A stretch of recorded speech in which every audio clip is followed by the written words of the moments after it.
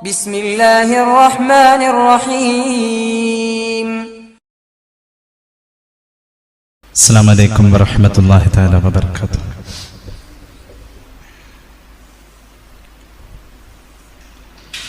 أعوذ بالله من الشيطان الرجيم. بسم الله الرحمن الرحيم. الحمد لله رب العالمين. اللهم صل على سيدنا محمد وعلى آله وصحبه أجمعين. സത്യവിശ്വാസികളെ, അള്ളാഹു നമ്മെ സ്വീകരിക്കട്ടെ. നമ്മുടെ പാപങ്ങൾ അള്ളാഹു പുറത്തു തരട്ടെ. രോഗങ്ങൾ അള്ളാഹു ശിഫയാക്കട്ടെ. നമ്മിൽ നിന്നും മൺമറഞ്ഞവരുടെ ഖബറിടം അള്ളാഹു സ്വർഗീയമായ സന്തോഷങ്ങൾ കൊണ്ട് നിറച്ചു കൊടുക്കട്ടെ. നമ്മുടെയും കുടുംബത്തിൻ്റെയും സൃഷ്ട ആയുസ് അള്ളാഹു പൊരുത്തപ്പെട്ട വഴിയിൽ ഇസ്സത്തോടെ സന്തോഷത്തോടെ ജീവിച്ച് ഈമാൻ സലാമത്തായി മരിക്കാൻ അള്ളാഹു നമുക്കെല്ലാവർക്കും തൗഫീഖ് നൽകട്ടെ.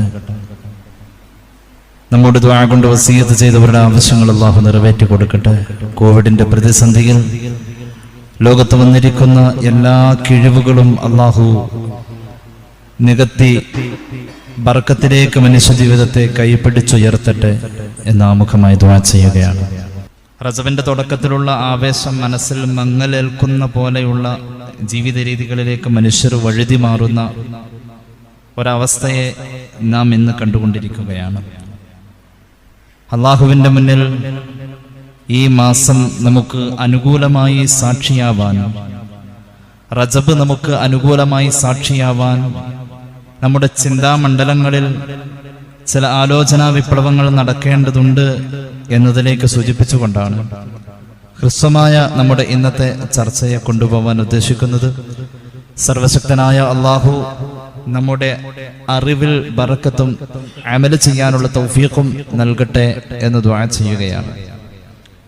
റബ്ബിന്റെ പൊരുത്തത്തിന് വേണ്ടിയാവണം നമ്മുടെ ജീവിതം എന്നത് പകലന്തിയോളം നമ്മുടെ അധ്വാനങ്ങളിൽ നാം ഓർക്കുകയും രാവിന്റെ യാമങ്ങളിൽ നമ്മളത് പരമാവധി ചിന്തിക്കുകയും ചെയ്യുന്ന കാര്യമാണ്. പക്ഷേ ചിന്തയും ആലോചനയും അതിന്റെ യഥാർത്ഥത്തിലേക്ക് എത്തുന്നില്ല എന്നത് വസ്തുതയാണ്.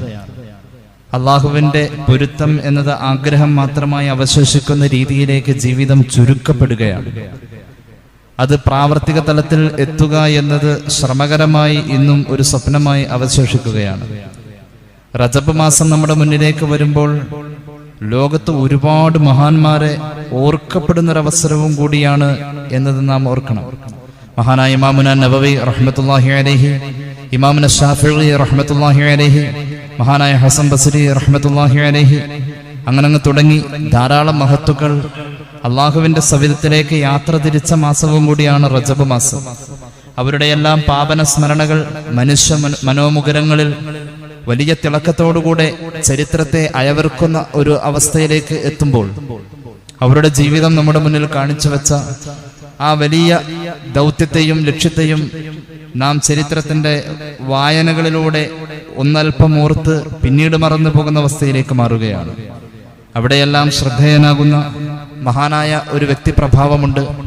മഹാനായ സുൽത്താനുൽ ഹിന്ദ് ഖാജ മുഈനുദ്ദീൻ ചിശ്തി അജ്മീരി ഖദ്ദസല്ലാഹു സിർറഹുൽ അസീസ് തങ്ങൾ അള്ളാഹുവിന്റെ ദീനിന്റെ പ്രബോധനാർത്ഥം ഇന്ത്യൻ ഉപദ്വീപിൽ ഇതുപോലെ ഓടി നടന്ന ഒരു മനുഷ്യനില്ല. മുഈനുദ്ദീൻ എന്ന് പറയുന്ന പേര് അക്ഷരത്തിലും അർത്ഥത്തിലും സ്ഥാപിക്കപ്പെട്ട ഒരു വ്യക്തിത്വമാണ് അദ്ദേഹം. റളിയല്ലാഹു അൻഹു വലിയ മഹാനാണ്. 800 വർഷം ഇന്ത്യ ഭരിച്ച ഭരണകർത്താക്കളിൽ ഒന്നും ഈ സുൽത്താൻ ഇല്ല. പക്ഷെ എന്നാലും ഇന്ത്യയുടെ സുൽത്താൻ എന്നാണ് ചരിത്രം ഈ മഹാനെ വിശേഷിപ്പിക്കുന്നത്. ഇത് മുസ്ലിമീങ്ങൾ മാത്രം കൊടുത്ത പേരല്ല. ഒരു പൊതുസമൂഹത്തിൽ അദ്ദേഹത്തെ പ്രതിനിധാനം ചെയ്യപ്പെടുന്നത് ഈ നാമത്തിലൂടെയാണ്. സുൽത്താനുൽ ഹിന്ദ് എന്നത് ഇന്ത്യയുടെ ആത്മാവിലായിരുന്നു ഖാജ മുഈനുദ്ദീൻ ചിശ്തി അജ്മീരി ഖദ്ദസല്ലാഹു സിർറഹുൽ അസീസ് ലയിച്ചു ചേർന്നത്. ജാതിമത ഭേദമന്യേ എല്ലാവരിലേക്കും തൗഹീദ് എത്തിക്കാൻ ഇന്ത്യയിൽ ഇനി ഇതിനപ്പുറം ഒരു ആൺകുട്ടി വരാൻ ഇല്ല എന്നുള്ളതാണ് ചരിത്രം സാക്ഷ്യപ്പെടുത്തുന്നത്. 90 ലക്ഷത്തോളം ആളുകൾക്ക് അറിയപ്പെട്ട കണക്കനുസരിച്ച് മലയാളത്തിലെ പല ഉത്തരവാദിത്തപ്പെട്ട ലേഖനങ്ങളിൽ നമുക്ക് വായിക്കാൻ കഴിയും. 90 ലക്ഷത്തോളം ആളുകൾക്ക് കലിമ ചൊല്ലിക്കൊടുക്കാൻ കഴിയുന്ന ഒരു ഭാഗ്യം ലോകത്ത് ഇന്ത്യ മഹാരാജ്യത്ത് നടപ്പാക്കപ്പെട്ടിട്ടുള്ളത് അല്ലാഹു റബ്ബുൽ ഇസ്സത്തിന്റെ ആ വലിയ തൗഫീഖിന് അർഹനായിട്ടുള്ളത് മഹാനായ ഖാജ മുഈനുദ്ദീൻ അൽ-ചിശ്തി അൽ-അജ്മീരി ഖദ്ദസല്ലാഹു സിറഹുൽ അസീസ് തങ്ങളാണ്. ഒരു വിലായത്തിന്റെ മേഖലയിൽ മാത്രമല്ല മഹാനവറുകളെ കാണപ്പെടേണ്ടത്. ആ മഹാൻ ഒരിക്കലും അള്ളാഹുവിന്റെ ദീനിന്റെ ശറഅ് വിട്ട് അതിന്റെ അപ്പുറത്തേക്ക് ഒരു മസ്ത് പിടിച്ച് നടന്ന ഒരവസ്ഥയിലൂടെ ആ മഹാനെ നമുക്ക് ചരിത്രത്തിൽ കാണാൻ കഴിയുന്നില്ല. പൂർണ്ണമായും ശരീഅത്ത് അനുസരിച്ച് ജീവിക്കുന്ന ഒരു നിറഞ്ഞ പണ്ഡിതൻ, ഒരു വലിയ ജ്ഞാനി, ഒരു വലിയ സൂഫി. ഈ രീതിയിലൂടെ ആ ജീവിതത്തെ ഓർക്കപ്പെടുന്ന ഒരു മാസവും കൂടിയാണ് റജബ്. കാരണം മഹാനവറുകളുടെ ജനനവും വഫാത്തും റജബിലായിരുന്നു. ഹിജ്റയുടെ 536-ാമത്തെ വർഷം റജബ് മാസം 14-ാം തീയതിയാണ് ഖാജ മുഈനുദ്ദീൻ അൽ-ചിശ്തി അൽ-അജ്മീരി ഖദ്ദസല്ലാഹു സിറഹുൽ അസീസ് തങ്ങൾ ജനിക്കുന്നത്. മഹാനവറുകൾ വഫാത്താവുന്നത് ഹിജ്റയുടെ 627-ാമത്തെ വർഷം റജബ് മാസം 6-ാം തീയതിയാണ്. ജീവിതത്തിന്റെ 2 അഗ്രങ്ങൾ വന്ന് സംഗമിച്ചു നിൽക്കുന്നത് റജബ് മാസത്തിലാണ്. ആധ്യാത്മിക ചിന്തയുടെ ആ ചരിത്ര വായനയിൽ ഈ റജബ് മാസത്തെ ഏറ്റവും കൂടുതൽ ഹർഷതാർത്ഥനയിക്കുന്നത് ആ വ്യക്തിത്വമാണ്. ഈ രീതിയിലൂടെ നമ്മൾ ആലോചിച്ചു വരുമ്പോൾ ഈ മഹാന്മാരെല്ലാവരും റജബിനെ, അല്ലെങ്കിൽ അവരുടെ ജീവിതം കൊണ്ട് റജബിൽ ഓർമ്മപ്പെടുത്തുന്ന തത്വങ്ങളെ നമുക്കൊന്ന് നേടാൻ കഴിയണമല്ലോ. അള്ളാഹു തൗഫീഖ് ചെയ്യട്ടെ. റജബ് നമുക്ക് അനുകൂലമാവണം. റമദാൻ മാത്രം അനുകൂലമായാൽ പറ്റൂല. റമദാൻ ഒരാൾക്ക് ലഭിക്കണമെങ്കിൽ റമദാനിന്റെ ആദ്യപടിയായ റജബ് കിട്ടണം, ശഅബാൻ കിട്ടണം. ശഅബാൻ വരാനിരിക്കുന്നു, ശഅബാൻ നമുക്ക് സ്വീകാര്യമാവണ്ടേ. റമദാൻ വരണം, റമദാൻ വന്നാൽ റമദാനും അനുകൂലമാവണ്ടേ. ഒന്നാമത്തെ ഈ പരീക്ഷ നമുക്ക് വിജയിക്കണം. ഈ റജബ് വന്നിട്ട് നമുക്ക് ഒരു അനക്കവും കുലുക്കവും ഇല്ലെങ്കിൽ ഇനി നമ്മുടെ ആയുസ്സിൽ ഇതിനപ്പുറം എപ്പോഴാണ്? റമദാനിലേക്കുള്ളതായ ഒരുക്കത്തിന്റെ ആദ്യപടിയിൽ തന്നെ നമുക്കൊരു നടുക്കമില്ലെങ്കിൽ അള്ളാഹു നമുക്ക് തൗഫീഖ് ചെയ്യട്ടെ. ജീവിതത്തിൽ ചിലതൊക്കെ ആലോചിച്ച്, ചില കാര്യങ്ങളിലൊക്കെ ഒന്ന് മാറ്റം വരുത്തി, ചിലതൊക്കെ ഉപേക്ഷയുടെ മാർഗത്തിലേക്ക് മാറ്റിവെച്ച്, ചില കാര്യങ്ങൾ അനുസരണയുടെ വീതിയിൽ കൊണ്ടുവന്ന് നമുക്കൊന്ന് മാറാൻ ഈ റജബ് അള്ളാഹു കാരണമാക്കട്ടെ. അള്ളാഹുവിന്റെ ഹബീബ് സല്ലല്ലാഹു അലൈഹി വസല്ലമ തങ്ങൾ പഠിപ്പിക്കുന്ന ഒരു ഹദീസിൽ കാണാം, നമുക്ക് 4 കാര്യങ്ങൾ ജീവിതത്തിൽ ഉണ്ട് എങ്കിൽ നമ്മെ സംബന്ധിച്ചിടത്തോളം നാളത്തേക്കുള്ള പരാജയമാണ് കാണാനിരിക്കുന്നത്. സർവശക്തനായ അള്ളാഹു റബ്ബുൽ ഇസ്സത്ത് നമ്മെ കാത്തുരക്ഷിക്കട്ടെ. 4 കാര്യങ്ങളെ കുറിച്ച് നമ്മെ സംബന്ധിച്ച് ഒന്ന് ആലോചിക്കേണ്ട സമയമാണിത്. ആ 4 കാര്യങ്ങൾ നമ്മുടെ ജീവിതത്തിൽ ഉണ്ട് എങ്കിൽ, ആ 4 കാര്യങ്ങൾ നമ്മളിൽ ഉണ്ട് എങ്കിൽ നമുക്ക് നാളെ പരാജയമായിരിക്കും. ആ കാര്യങ്ങളെ കുറിച്ച് മുഹമ്മദ് റസൂൽ സല്ലല്ലാഹു അലൈഹി വസല്ലം തങ്ങൾ നമ്മെ ഉണർത്തുകയാണ്. നമുക്കൊന്ന് ആ കാര്യങ്ങളിലേക്ക് ഉണർന്ന് ചിന്തിച്ചാൽ ഈ പരിശുദ്ധ മാസത്തിൽ ധാരാളം മാറ്റങ്ങൾ വരുത്താൻ ഇനിയും നമ്മുടെ മുന്നിൽ ദിവസമുണ്ട്. അള്ളാഹു നമുക്ക് ആയുസ്സും തരട്ടെ, അള്ളാഹു നമുക്ക് ഭാഗ്യവും തരട്ടെ. ഒന്നാമത്തെ കാര്യം നിസ്യാനുദ് ദുനൂബിൽ മാളിയ. നമ്മുടെ ജീവിതത്തിൽ കഴിഞ്ഞു പോയ പാപങ്ങൾ നമ്മൾ മറന്നിട്ടുണ്ടെങ്കിൽ നാളെ പരാജയമാണ്. നമ്മുടെ ജീവിതത്തിലെ കഴിഞ്ഞ കാലത്തെ തെറ്റുകളെ നമുക്ക് ഓർക്കാൻ പറ്റുന്നില്ല. കഴിഞ്ഞ കാലങ്ങളിലെ തെറ്റുകളെ കുറിച്ച് ഓർക്കാൻ നമുക്ക് പറ്റുന്നില്ല. ഇന്നലെ നമ്മൾ ചെയ്ത തെറ്റുകൾ എന്താണെന്ന് നമുക്ക് ഇന്ന് ഓർക്കാൻ കഴിയുന്നില്ല. അങ്ങനത്തെ ഒരവസ്ഥയാണ് നമുക്കുള്ളത് എങ്കിൽ നമുക്ക് പരാജയമാണ്. പക്ഷെ ആ തെറ്റുകളെ കുറിച്ചുള്ള യാഥാർത്ഥ്യം മനസ്സിലാക്കണം. വഹിയ ഇൻദല്ലാഹി മഹ്ഫൂള. ആ തെറ്റുകൾ മുഴുവനും ഒന്നും കളയാതെ അള്ളാഹുവിന്റെ മുന്നിൽ സൂക്ഷിക്കപ്പെട്ടിരിക്കുകയാണ്. ഒന്നാമത്തെ ഈ സ്വഭാവം നമ്മളിലുണ്ടോ? നമ്മുടെ ഇന്നലകളിലെ തെറ്റുകൾ നമ്മൾ മറന്നിട്ടുണ്ടോ? എന്നാൽ നാളത്തേക്ക് നമുക്ക് പരാജയമാണ്. രണ്ടാമത്തെ നമ്മുടെ സ്വഭാവം വദിക്റുൽ ഹസനാത്തിൽ ബാളിയത്തി. നമ്മൾ ഇന്നലകളിൽ ചെയ്ത നന്മകൾ നമുക്ക് ഇന്ന് ഓർമ്മയുണ്ട് എങ്കിൽ അതുണ്ടോ? നമ്മൾ ചെയ്ത നന്മകളെ ഓർക്കാൻ മാത്രമുള്ള മനസ്സ്, തെറ്റുകൾ മറന്ന മനസ്സ്, നന്മകൾ മാത്രം ഓർത്തിരിക്കുന്നു. അങ്ങനെയാ നമുക്ക് കഴിയൂ എങ്കിൽ നാളത്തേക്ക് വിജയം പ്രതീക്ഷിക്കേണ്ടതില്ല. മൂന്നാമത്തേത് ദുനിയാവിന്റെ കാര്യത്തിൽ നമ്മുടെ മുകളിലുള്ള ആളെ കുറിച്ചാണ് നമുക്ക് ആലോചന എങ്കിൽ അവനേക്കാളും മുകളിലാകണമെന്ന ആലോചനയാണ് നമുക്കുള്ളതെങ്കിൽ നാളത്തേക്ക് ഒന്നുമേ ഇല്ല. നാലാമത്തെ കാര്യം ദീനിന്റെ കാര്യത്തിൽ നമ്മെക്കാളും താഴെ എന്ന് ചിലരെ കുറിച്ച് നമ്മൾ മനസ്സിലാക്കി, അവനേക്കാളും മുകളിലാണല്ലോ ദീനിന്റെ കാര്യത്തിൽ ഞാൻ, ഈ ഒരു അബദ്ധജടിലമായ ചിന്താഗതിയാണ് നമുക്കുള്ളതെങ്കിൽ നാളത്തേക്ക് ഒന്നും പ്രതീക്ഷിക്കേണ്ടതില്ല. നമ്മളുടെ ദീനിന്റെ കാര്യത്തിൽ അങ്ങനത്തെ ചിന്താഗതിയിൽ മനസ്സിലാക്കിക്കോ, നീ ചെയ്ത നല്ല കാര്യങ്ങൾ അല്ലാഹുവിന്റെ മുന്നിൽ സ്വീകരിച്ചിട്ടുണ്ടോ ഇല്ലയോ എന്ന് നിനക്കറിവില്ല. ഈ 4 കാര്യങ്ങളെ കുറിച്ചുള്ള ഒരു ആലോചന നമ്മുടെ മനസ്സിൽ ആദ്യമായി ഉണ്ടാവട്ടെ. അള്ളാഹു നമുക്ക് തൗഫീഖ് ചെയ്യട്ടെ. ഈ 4 കാര്യങ്ങൾ മനുഷ്യ മനസ്സിൽ ഉണ്ടെങ്കിൽ, ഈ 4 ചിന്താഗതി കൊണ്ടു നടക്കുന്നവനാണെങ്കിൽ നാളത്തേക്കൊന്നും ഉണ്ടാവില്ല. നാളത്തേക്ക് ഒന്നും ഉണ്ടാവില്ല. പരിശുദ്ധ ഖുർആൻ പറയുന്നു, എങ്ങനെയാ നമ്മളെ വിചാരണ ചെയ്യാ, എന്ത് സമ്പാദിച്ചു എന്ന ബോധത്തിലാ നമ്മൾ നടക്കാ.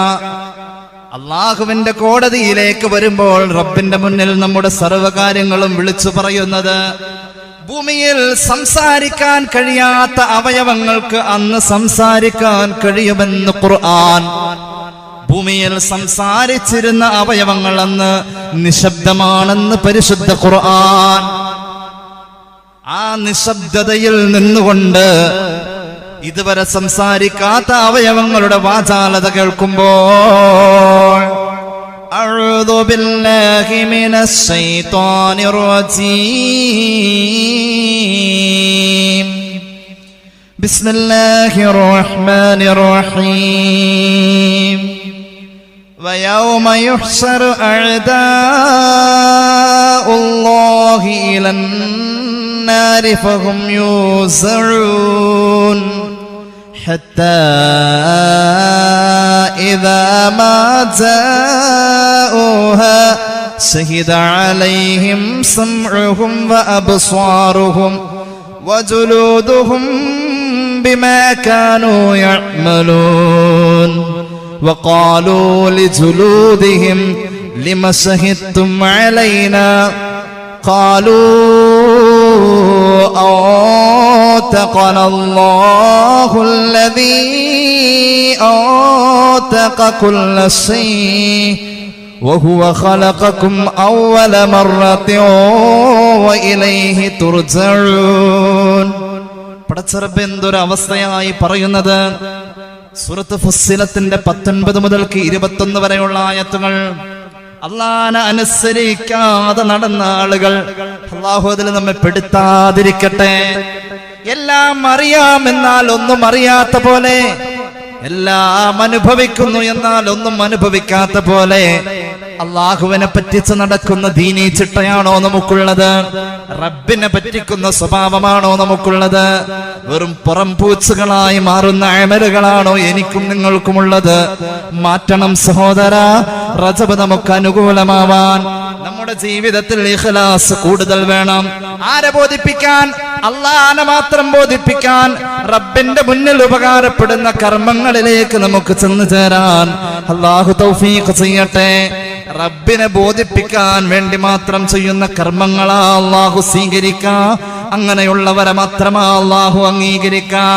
അല്ലാത്ത ആളുകളെ റബ്ബിന്റെ മുന്നിലേക്ക് കൂട്ടം കൂട്ടമായി കൊണ്ടുവരപ്പെടുമ്പോൾ, ഹത്താ ഇദാ മാ ജാഊഹാ, അവരങ്ങ് വന്ന് റബ്ബിന്റെ മുന്നിൽ അങ്ങ് നിൽക്കുമ്പോൾ, ശഹീദ അലൈഹിം സമഉഹും, അവരുടെ കർണപുടങ്ങൾ അങ്ങ് വർത്താനം പറയാൻ തുടങ്ങുന്നു. വ അബ്സാറുഹും, അവരുടെ കണ്ണുകൾ സംസാരിക്കാൻ തുടങ്ങുന്നു. വജുലൂദുഹും, അവരുടെ ചർമ്മങ്ങൾ ഇങ്ങനെ സംസാരിക്കാൻ തുടങ്ങുന്നു. അത്ഭുതമേ മനുഷ്യ ശരീരം, നീ നാളെ പരലോകത്ത് ഇങ്ങനെ കാണിക്കുമ്പോൾ മനുഷ്യൻ ശരീരത്തോട് സ്വയം ചോദിക്കുകയാണ്, വഖാലൂ ലിജുലൂദിഹിം ലിമ ശഹിദ്തും അലൈനാ, എന്തിനാണ് ചർമ്മമേ, എന്തിനാണ് കണ്ണേ, എന്തിനാണ് കാതേ നീ ഞങ്ങൾക്കെതിരെ ഇങ്ങനെ വർത്തമാനം പറയുന്നത്? നിനക്ക് എങ്ങനെ വർത്തമാനം പറയാൻ കഴിയുന്നു എന്ന് ഭയവിഹുലതയുടെ മൂർധന്യാവസ്ഥയിലും ആശ്ചര്യത്തോടുകൂടെ മനുഷ്യൻ തിരിച്ചു ചോദിക്കുമ്പോൾ, നമ്മോട് നമ്മുടെ കണ്ണ് അന്ന് പറയും, നമ്മോട് നമ്മുടെ കാത് അന്ന് പറയും, നമ്മോട് നമ്മുടെ ചർമ്മം പറയും. ഹറാം കണ്ട കണ്ണ് വർത്താനം പറയുന്ന അന്ന്, ഹറാം കേട്ട കാത് വർത്തമാനം പറയുന്ന അന്ന്, ഹറാമിന്റെ സ്പർശനം നിറഞ്ഞ ചർമ്മം അന്ന് സംസാരിക്കുമ്പോൾ നമ്മോട് പ്രതിവചിക്കുന്നതിനെ കുറിച്ച് ഖുർആന്റെ ആയത്തിൽ കാണാം. അവര് നമ്മോട് തിരിച്ചു പറയും,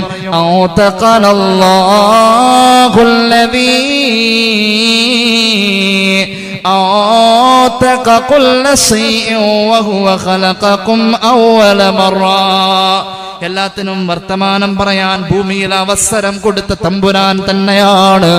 ഇന്ന് വർത്തമാനം അന്ന് പറയാത്ത ഞങ്ങളോട് ഇന്ന് പറയാൻ പറഞ്ഞത്, നിങ്ങൾക്കെതിരെ ഞാൻ പറയുമെന്ന് നമ്മുടെ ചർമ്മം നമ്മുടെ നേരെ നിന്നുകൊണ്ട് തറപ്പിച്ച് പറയുമെന്ന് ഖുർആൻ.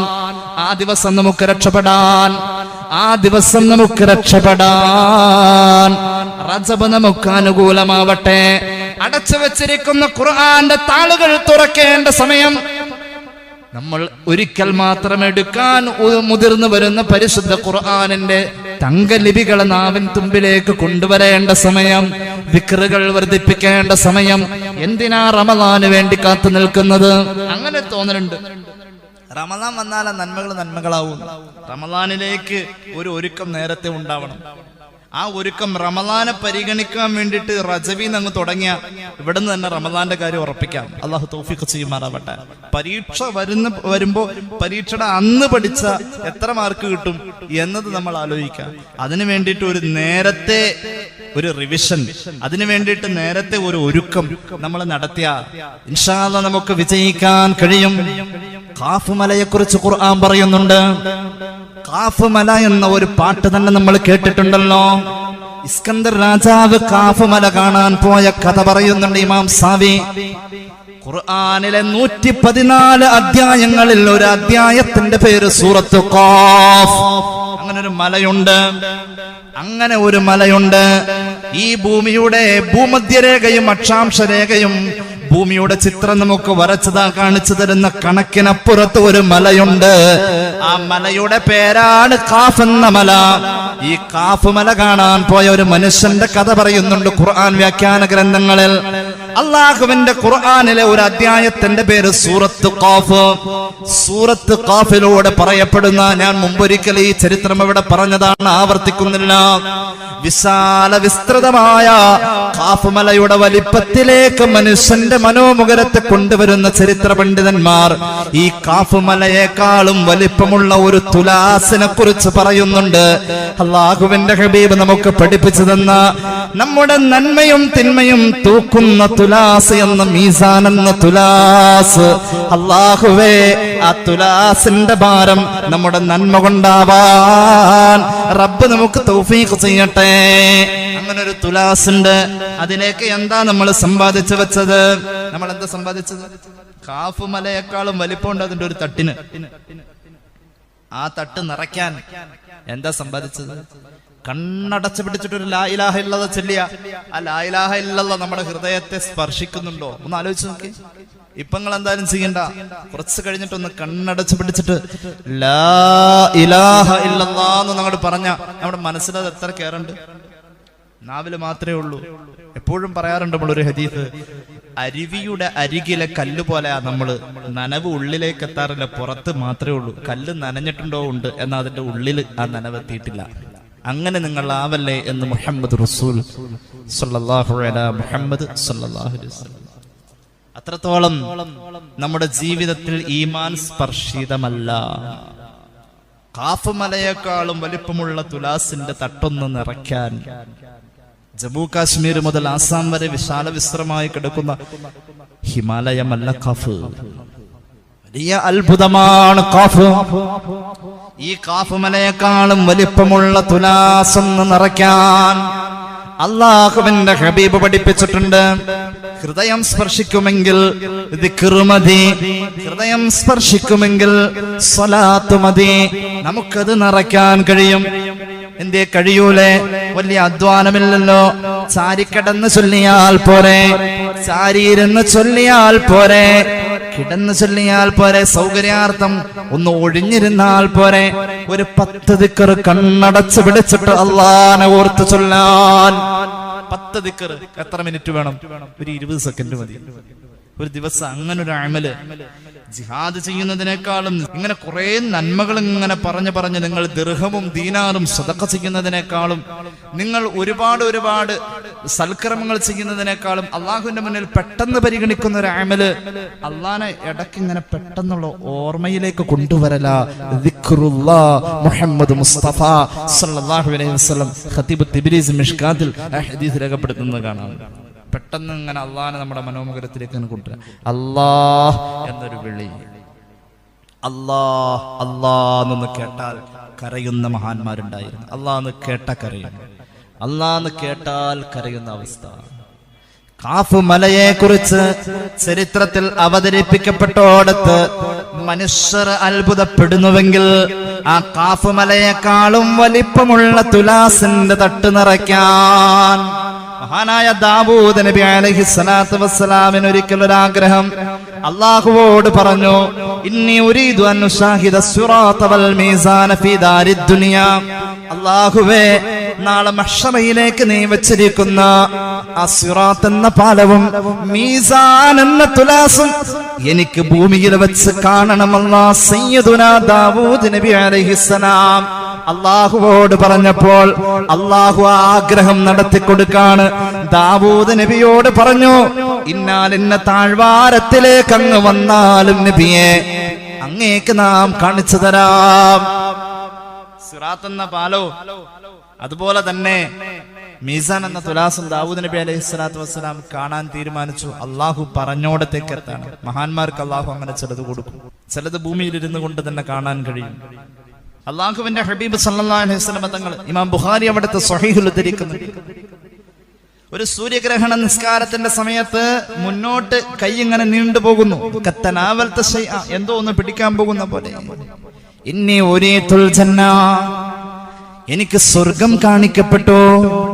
സ്വർഗം കാണാൻ വകദാലിക നുരീ ഇബ്രാഹീമ മലകൂതസ് സമാവാതി വൽ അർദ്.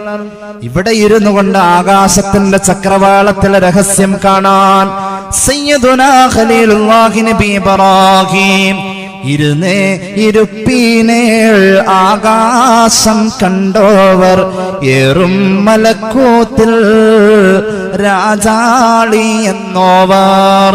അല്ലാഹു അത്ഭുതം കാണാൻ മറ മാറ്റി കൊടുക്കുകയാണ്. സയ്യിദുനാ ദാവൂദ് നബി അലൈഹിസ്സലാത്തു വസ്സലാമിനോട് പറഞ്ഞു, ഇന്നാലിന്ന താഴ്വാരത്തിലേക്ക് അങ്ങ് വന്നാലും ഫഅദ്ഹബല്ലാഹുൽ ഹിജാബ അൻഹു ഹത്താ റഅ സിറാത വൽ മീസാന അല സിഫത്തില്ലതി ജാഅത് ഫിൽ അഖ്ബാർ. ചരിത്രം ചർച്ച ചെയ്ത പ്രമാണങ്ങൾ ഉദ്ധരിച്ച അതേ വിശേഷണത്തിൽ തന്നെ ദാവൂദ് നബി അലൈഹിസ്സലാം സിറാത്ത് എന്ന പാലം കാണാണ്, മീസാൻ എന്ന തുലാസ് കാണാണ്. ആരാണ് ദാവൂദ് നബി അലൈഹിസ്സലാം? 4 വേദഗ്രന്ഥങ്ങളിൽ ഒന്ന് അല്ലാഹു കൊടുത്ത മഹാൻ. ഒരു പ്രാവശ്യം സുജൂദിലേക്ക് പോയാൽ തല ഉയർത്തുമ്പോഴേക്കും ചുറ്റുവട്ടത്ത് കാട് മുളച്ചു വരും വിധം കണ്ണുനീരുകൊണ്ട് ഈ ഭൂമി അനുഗ്രഹീതമാക്കിയ മഹാൻ. 20 ദിവസമായിരിക്കും ഒരു സുജൂദ്, ചിലപ്പോൾ അത് 40 ദിവസമാവാറുണ്ട്. ഇമാം ജലാലുദ്ദീൻ സുയൂത്തി ദുർറുൽ മൻസൂറിൽ രേഖപ്പെടുത്തുന്നു, ചിലപ്പോൾ ദാവൂദ് നബിയുടെ ഒരു സുജൂദ് 80 ദിവസം വരെ ആവാറുണ്ട്. കണ്ണുനീരിന്റെ ഉപ്പുരസത്തിൽ ചെടികൾ തഴച്ചു വളരുന്ന വിധത്തിലേക്ക് അല്ലാഹു റബ്ബുൽ ഇസ്സത്ത് ഹൃദയത്തിലുള്ള ദാവൂദ് നബി സിറാത്ത് എന്ന പാലം കണ്ടപ്പോൾ, അതുപോലെ തന്നെ മീസാൻ എന്ന തുലാസ് കണ്ടപ്പോൾ വാവിട്ട് കരയുകയാണ്. അല്ലാഹുവോട് ചോദിക്കുകയാണ്, ഇലാഹി മൻ യഖ്ദിറു മിൻ ഇബാദിക യംലഅ കഫത്തൽ മീസാനി ബിൽ ഹസനാത്ത്. അല്ലാഹുവേ, നിന്റെ അടിമകളിൽ ആർക്കാണ് റബ്ബേ ഈ വിശാലമായ ഈ മീസാൻ എന്ന തുലാസിന്റെ തട്ട് നിറയ്ക്കാൻ, നന്മ ചെയ്യാൻ ആർക്കാ കഴിയാ? ദാവൂദ് നബിയുടെ ചോദ്യമാണ്. അല്ലാഹുവേ, ആർക്കാണ് ഈ സിറാത്ത് എന്ന പാലം വിട്ടുകിടക്കാൻ കഴിയാ?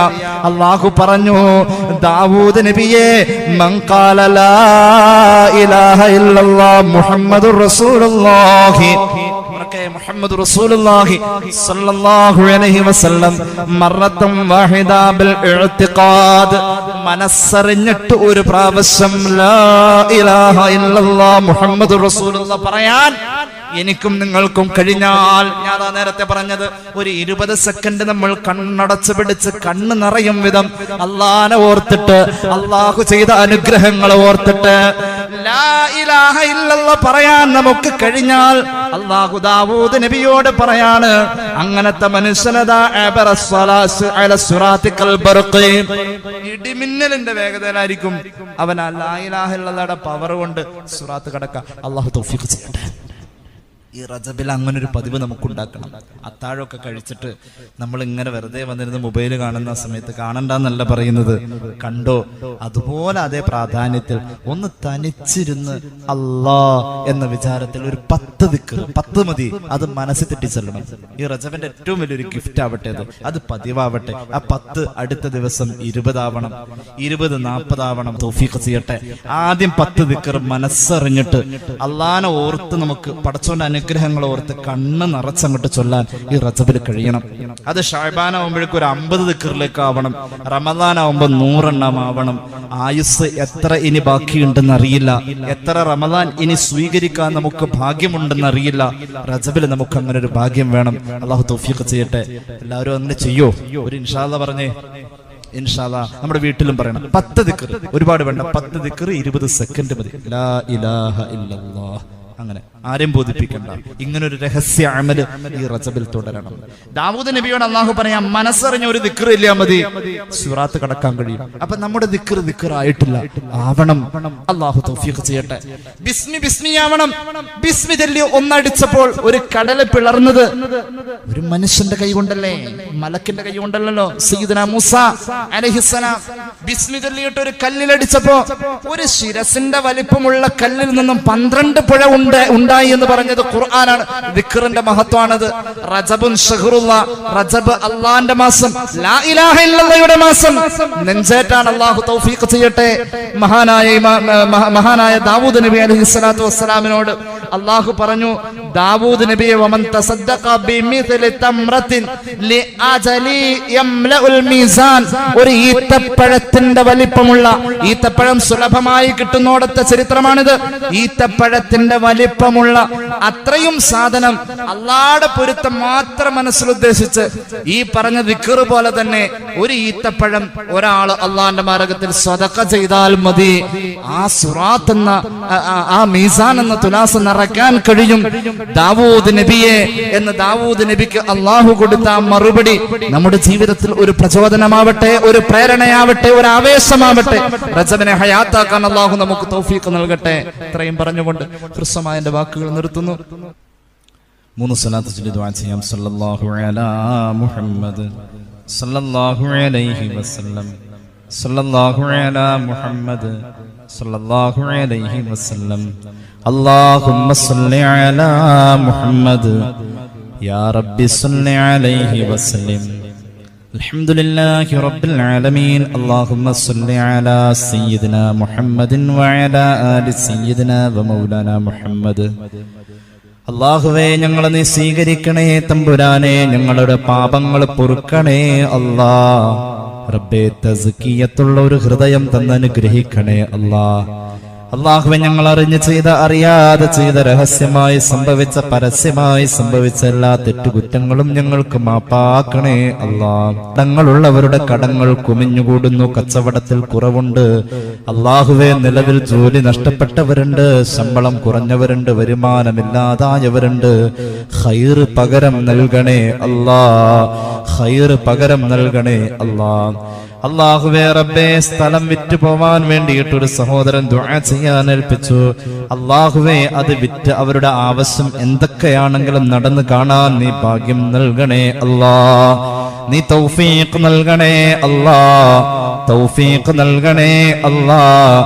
അല്ലാഹുവേ റബ്ബേ അദ്ദേഹത്തിന്റെ മകന്റെ ജോലി സംബന്ധമായ പ്രയാസങ്ങളെല്ലാം നീ മാറ്റിക്കൊടുത്ത് ഖൈറായ ഒരു വഴിയിലേക്ക് എത്തിക്കണേ അല്ലാ.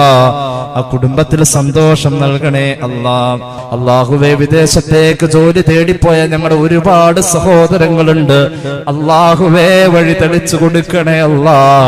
ഖൈറായ ജോലി കൊടുക്കണേ അല്ലാ. നിലവിലെ ജോലി നഷ്ടപ്പെട്ടവരുണ്ട് റബ്ബേ, നീ അവർക്ക് പകരം നൽകണേ അല്ലാ.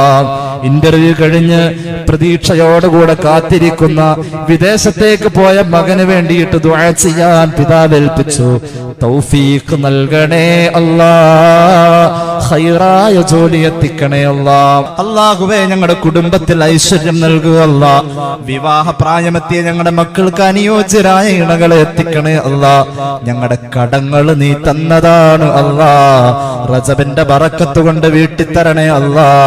റജബും ശഅബാനും റമളാനും ഞങ്ങളുടെ ജീവിതത്തിൽ ആവർത്തിച്ച് കിട്ടുന്ന അനുഗ്രഹമാവാൻ ഞങ്ങൾക്ക് ആയുസ് നീട്ടിത്തരണേ അല്ലാ. അല്ലാഹുവേ റജബ് ഞങ്ങൾക്ക് ഗുണകരമാക്കണേ അല്ലാ.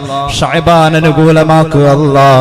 റമളാന്റെ മഹത്വങ്ങൾ ഞങ്ങൾക്ക് വേണ്ടിയിട്ട് നിന്റെ മുന്നിൽ സാക്ഷി പറയണം അല്ലാ.